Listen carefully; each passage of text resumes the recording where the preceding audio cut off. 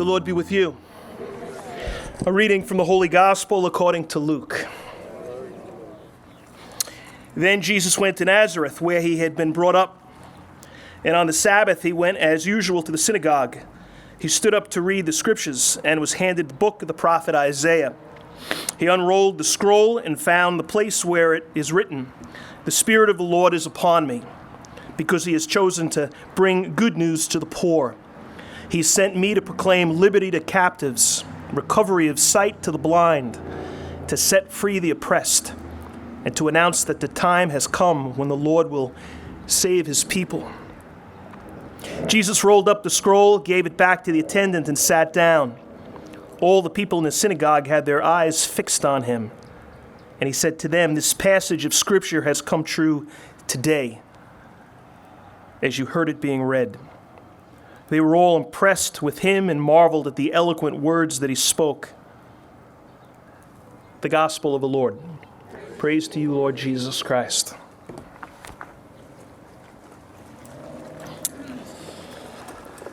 Man, well, it's just so great to see all of you. It's nice to see actual people in the flesh, right? So thanks for, thanks for making the time to come out. So there's this Simon and Garfunkel album. It's a live album. It's called Old Friends, live on stage. It was part of, I think it was their last reunion tour in 2003. And they recorded it at the Garden, Madison Square Garden. And I was there. I was at the concert. And it was a great concert. It was December of 2003. I was at St. Anthony's High School as chaplain. And anyway, that day, I wasn't going to the concert. A kid came into my office, said to me he had 2 tickets. Did I want them? He knew, he kind of knew I would have liked Simon and Garfunkel, that kind of music. So I was like, "Tonight?" And he goes, "Yeah." And he says, "If you got them, if you want them." So I said, "Absolutely." His parents were going, but at the last minute, they got even better tickets. So, they now had these 2 extra ones, and they made their way ultimately to me. So that was around 2 o'clock, maybe. It was toward the end of the school day, say 2 o'clock that day. And, I had a concert was about maybe 6 hours later. So I started to call friends. It was all obviously last minute. I got these tickets tonight at the Garden. Do you want to go? Well, one by one, I started getting rejection after rejection. I can't. I got to work late. I can't. I got family stuff. I can't. I don't really feel good. I'll call you back and see if I can. They called back. I can't. One guy had Islander tickets that night. I can't. So now it was getting late. And I was beginning to feel like, man, I don't really have any friends anywhere. I couldn't believe it. I'm out in Huntington at the time. I got to, get into the city. The clock is ticking. And I love Simon and Garfunkel. So, there's no way I was not going to go to this concert. I knew I was going to go. But I was beginning to really contemplate going alone. I was like, can I really go to a concert alone? Is that just this lamest thing of all time? How could you go alone? I made a few more calls. I was now calling people that I didn't even really like. I was like, would you come to this? Bottom line is, nobody was either able to go or maybe didn't really want to go. So I went alone. And it was kind of weird. I was very self-conscious, sitting alone before the concert began. The lights were still up. I was praying that I wouldn't run into anybody who'd see me alone at a concert. And I was in this little section. They really weren't great seats, but it was like a 6-seat little section. And it's just me. So I felt even more like, oh my God, it's like no one's even around me. And then a couple of minutes before the show begins, these four girls walk in, these high school, they like 16 years old maybe, they were kids. And they're clearly like, they realize they're in my section. They look so out of place. Like I was thinking, I was about 38 at the time, and I was young. Like most of the people at the concert were definitely kind of older than me. These kids were like, what the hell? What are these kids even doing there? It kind of made no sense. I'm thinking like there's no way they like Simon and Garfunkel. So it's me and these four girls in this little section. And I'm kind of listening to them. I'm alone, so I'm not talking to anybody. So you kind of can't help but sort of listen. And they were loud. They were 16-year-old girls. They were just chattering. And I could tell they had no clue who Simon and Garfunkel was. They just seemed excited to be at a concert, like without parents, is sort of what I think was going on. Finally, I was sort of so curious. I said to them, girls, do you like Simon and Garfunkel? And they said no. Like, they didn't even really know. Some of them, I did not know who they were. I think one or two of them did. One of the dads got tickets. Somehow these girls got them. So I was like, so you kind of have no idea who they are? And they were like, no, not really. And then one of them says to me, are you here alone? I was like, that's none of your business, you brat.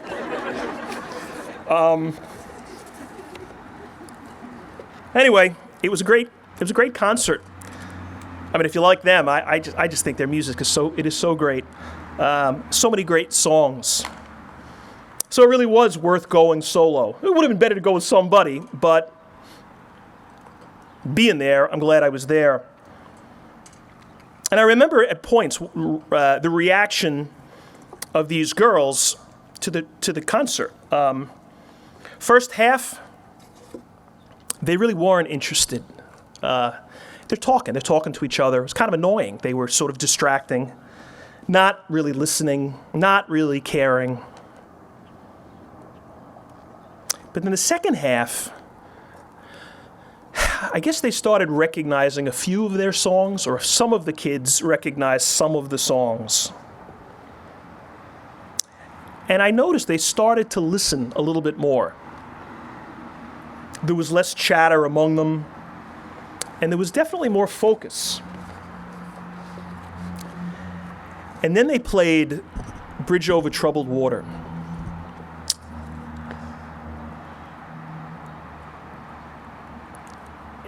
It was 20,000 people at the Garden, and you could hear a pin drop. It was toward the end of the night. It wasn't the last song, but it was the last 2 or 3 songs. And I'm kind of looking over at them at this point, these girls, as the song is building, and it's getting like higher and higher, and Art Garfunkel, I'm thinking like, sometimes when you hear a person sing a song and then like you're thinking, I think they're in the wrong octave, like they're never going to be able to hit this note. It's because you know where the song is going to go, and you're thinking, there's no way they're going to hit that. And Art Garfunkel was in his 60s at that point. I'm thinking, he's never going to be able to, he's not going to do this. And it was kind of getting higher, and it was getting more intense. And he hits that final note, or the final line, like a bridge over troubled water, I will ease your mind. The girls weren't even moving at this point. They were watching, and we were not close, but they were kind of laser focused on what was going on down there. And then the place just erupted. I thought his head was going to blow apart, Garfunkel, or he was going to spit out a lung or something. He was like, and there's a video of it. They ended up making a documentary, a video of a concert. It's worth seeing. It's just, and the place went crazy. And these girls went crazy. These 16-year-old girls who an hour and a half before were indifferent.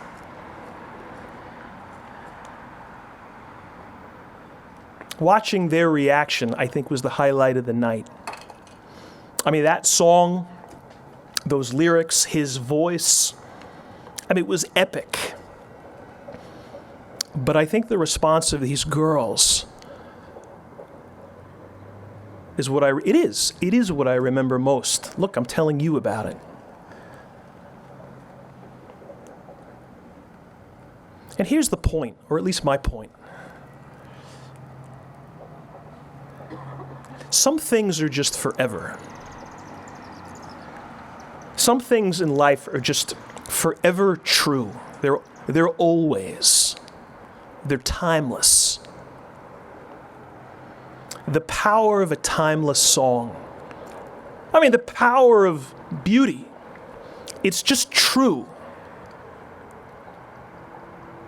I mean, everything isn't a classic. We make songs classics when they're not.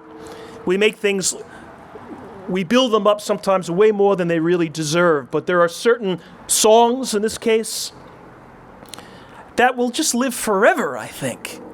And my experience of these girls in the garden was like, it was kind of proof. Like these kids who were, product of a time and a culture that didn't care about that music and that song, but it was like it seized them. I think the truth of that moment, the truth of like what Paul Simon, I mean, he wrote the song, but the two of them, Art Garfunkel's voice, like it just speaks to people, all ages, for all time. Certain things. And I would say it's like probably not a lot of things in the course of life. There aren't too many things that are timeless. And even that song, I mean, some of this is subjective. I love it. I think it's timeless. You might not. But there are songs out there that are kind of, it's unanimous. Like everybody's like, yeah, that's just unbelievable. They'll sing that song forever. Because it's just true. It's just true. Like, it's from God. And I don't know what Paul Simon would say to that. He might be like, what do you mean it's from God? It's from God. What else is forever? What else is just true?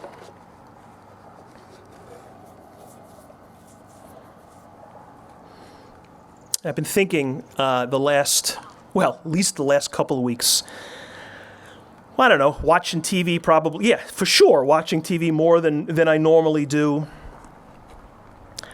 These commercials that are kind of referencing the virus for different reasons. I'm hearing this expression a lot in these commercials. And I'm so sick of hearing it. And it's very simple. It's actually kind of two expressions, but they're both the same. They'll just preface almost everything they say with, in these uncertain times. Aren't you hearing that like every other commercial practically? Or during these unprecedented days. Uncertainty and unprecedented. I'm just so sick of kind of hearing it. I'm not denying it. I just like, oh my God, think of something else to say. But I was thinking about that. I'm like, why is it annoying me so much? I think I know why it's driving me kind of nuts. It's because it's true. These are uncertain days. And they kind of are unprecedented times.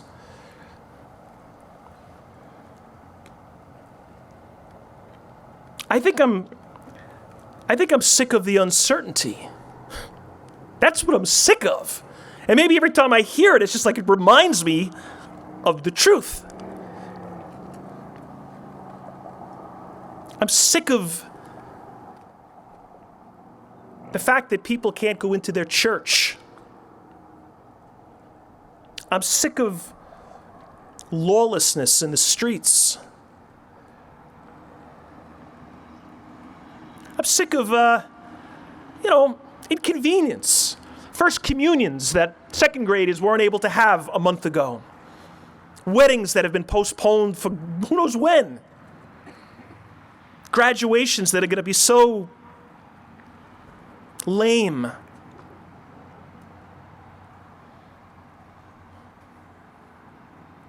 Elderly people. Elderly parents who you haven't seen in 11 weeks because you can't get to them. Bad cops. Good cops having bricks thrown at them. Ignorant mobs. Churches and police stations being burned. And like bigotry and hatred that, it's like, will this ever stop? Will we ever get it as a people? Will this ever go away? Ignorance, ugliness, violence.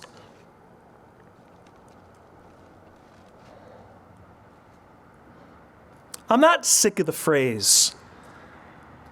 I just think I'm sick of the truth of it.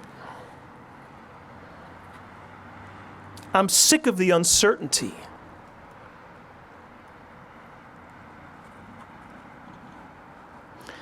So what do we do with that? Or what should I do? And maybe you're sick of it too.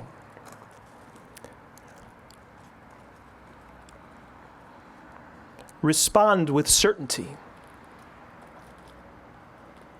Counter the uncertainty with what we know is true.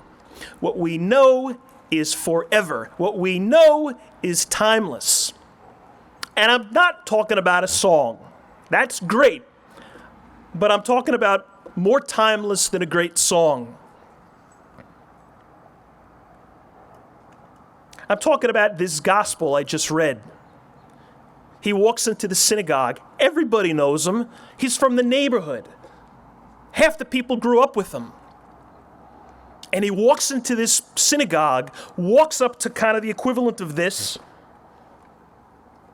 opens up scripture, and crushes it. People are like, where did he get this? How is he speaking with such confidence and such certainty? The Spirit of the law is upon me. Jesus. The Spirit of the law is upon me. He chose me to bring good news to the poor, and liberty to captives, and sight to the blind, and freedom to those who are oppressed. And he says, this is fulfilled in me today. That's for sure. That's for certain. And I guess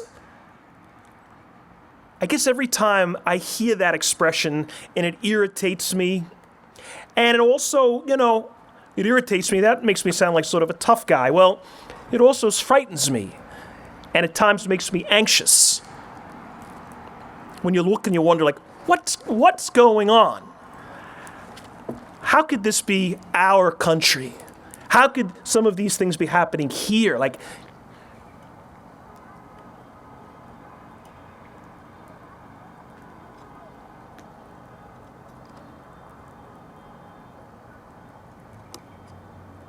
counter the uncertainty with what you just know is true.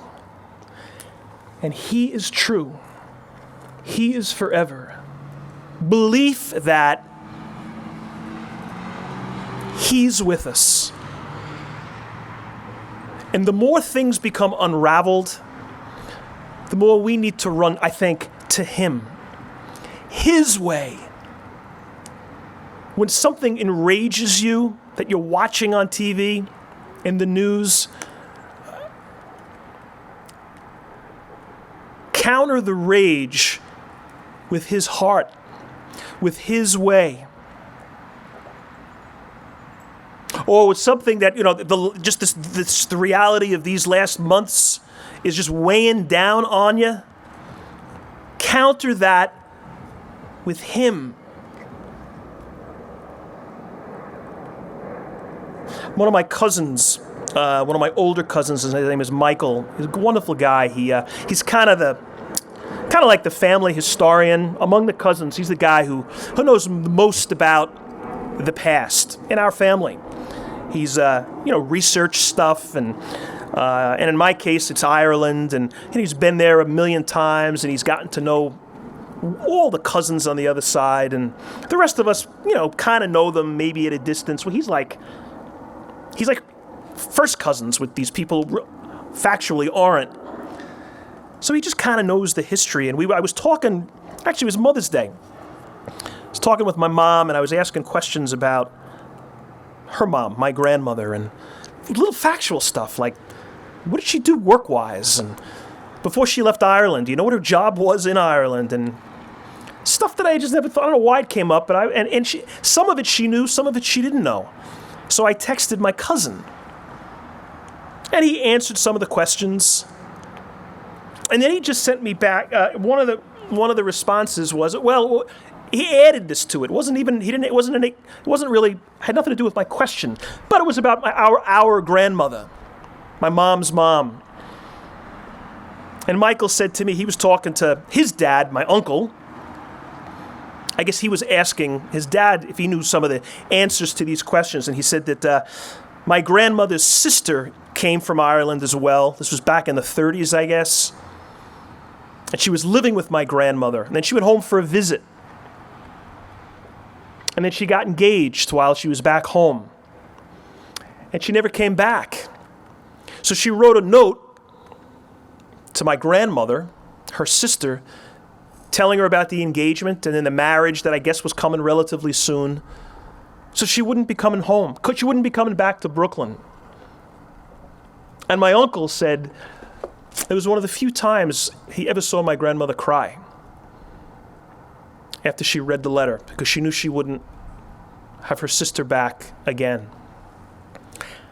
And I just, and my grandmother grew up with me, so it hits me, I think of her, and I remember her, and I loved her, and I was just like, man, like how people had it tough. How people who emigrated from wherever to here 75 years ago, when they said goodbye to people, like, there was no cell phones, there was no FaceTime. Like, dang, that goodbye was a pretty serious goodbye. And in some cases, it was. Like, they never saw their parents again. Maybe they went back. In my grandmother's case, she went back years later, but her parents were gone. Like, that goodbye, that day at that boat, that was it. Like, how hard life must have been. Or you hear stories about your grandfather and his World War II exploits. And we're in awe of, like, what he endured. Or you hear stories about your grandmother or whomever, and you hear about, like, what life was like during the Depression, what, like, crazy poverty was.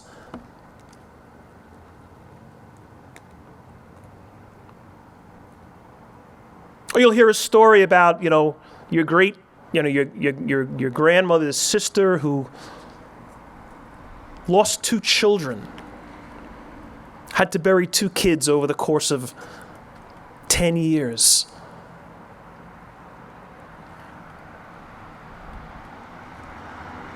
Man, there's a lot of uncertainty. I mean, that's like chock full of uncertainty. Like, it's just not easy. And maybe in some respects what we're experiencing and have and continue is just our version of that. Maybe it's just our time. And I'm not saying we should be okay with it, but maybe it's our time to experience unique crosses.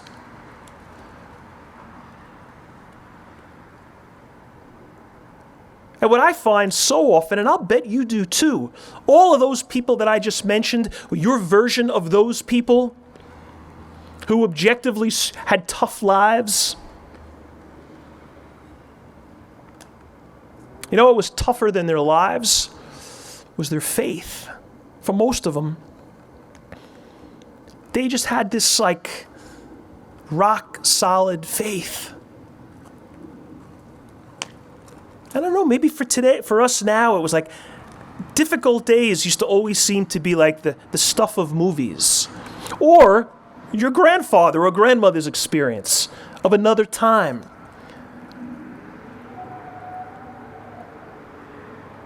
But they were certain about Christ. And maybe that's why they survived. And that's why we should be sitting in this parking lot tonight. And that's why we got to get that building open soon. Because without him, the uncertainty can become paralyzing.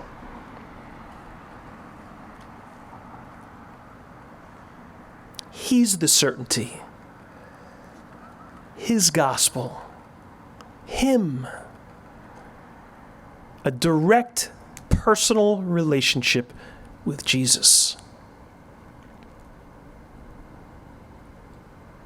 That's when certainty and uncertainty collide. And he's the one standing at the end. And so are we. I'm thinking of that song at that concert. And the words of it, Paul Simon really, he was inspired. It's very simple, but it's just so, when you're weary and feeling small, when tears are in your eyes, I'm on your side.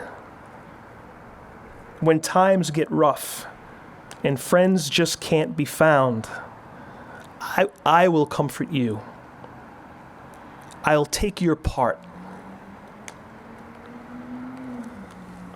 I'm on your side.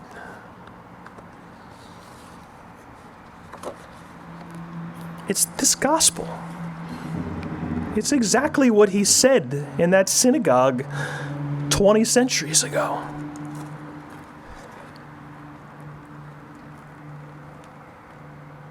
That song will be, I think, kind of sung forever. And I think it is timeless. It's the music, it's Art Garfunkel's incredible voice. Maybe times in your life when you heard it, and it was just sort of like this coming together of a moment, and that became the soundtrack of a great moment or an important moment. It's all about that. But maybe at the end of the day, or at the heart of it, the reason we love the song is because it's about certainty.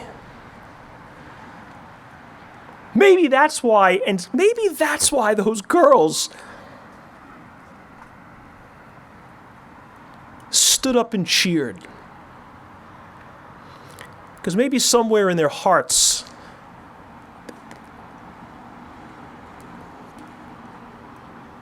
that's what they knew.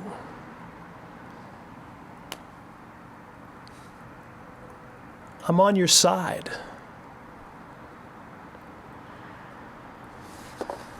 He is.